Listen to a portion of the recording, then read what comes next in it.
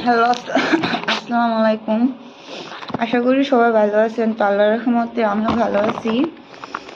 তো আমি ভিডিওটা বানানোর উদ্দেশ্য হলো আমার ইউটিউব চ্যানেলটা নিয়ে। তো অনেকে আমার এই ইউটিউবে পাইতেছেন না, বলতেছেন যে আপু তোমার ইউটিউব চ্যানেল কি হয়েছে। তো ইউটিউব চ্যানেল আমার কি হয়েছে ভাইয়া, আমার অনেকে জানেন আমার ইউটিউব চ্যানেল আছে, অনেকে জানেন আমার ইউটিউব চ্যানেল আছে। যারা আমার তাদেরকে আমি বলছি, তারা আমার সাবস্ক্রাইব করছে। আর যাদেরকে আমার ভালো লাগে না তাদেরকে আমি বলি নাই। তো আমার একটা টিকটক চ্যানেল ছিল, আইডি ছিল 8,000 8 লাখ প্লাস ছিল। তো ওইটা আমি একটা মানুষের জন্য ডিলিট করে লাই, আমার হাজব্যান্ড বলছে আমি ডিলিট করে লাইছি।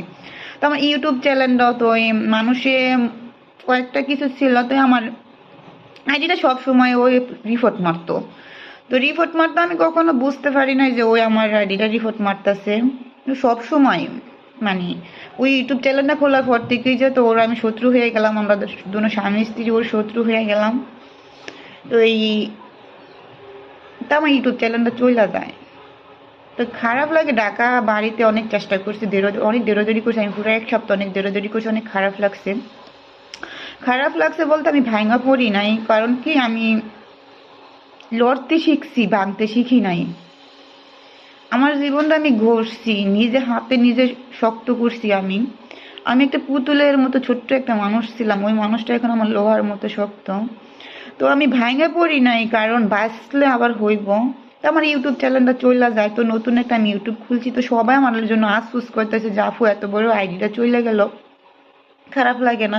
তো খারাপ লাগে, কারণ 8,500 প্লাস আমার সাবস্ক্রাইবার, আর 5,000 5 মিলিয়নের উপরে আমার ভিউ ছিল। তো সবকিছু আমার ঠিকঠাক ছিল, হোয়াইট টাইম আমার বাকি ছিল, অল্প হোয়াইট টাইম বাকি ছিল। তো আমার চ্যালেঞ্জারে ওরা রিপোর্ট মাইরা, দুইটা মানুষের রিপোর্ট মারছে। তো যে হোক, রিপোর্ট মারছে, ভালো করছে, তাদের ভালো লাগছে করছে। তো একটা চ্যালেঞ্জ দাঁড়া করাতে বেশি দিন লাগে না, তত পরিশ্রম হয়, কত পরিশ্রম হয়। আর একটা কথা আপনাদেরকে বলি যে মানুষেরা সবসময় বিশ্বাস করবেন না, বুঝছেন? মানুষ কখনো বিশ্বাস করবে না, মানুষেরা সবসময় দূরে রাখবেন, কখনো কাছে রাখবেন না।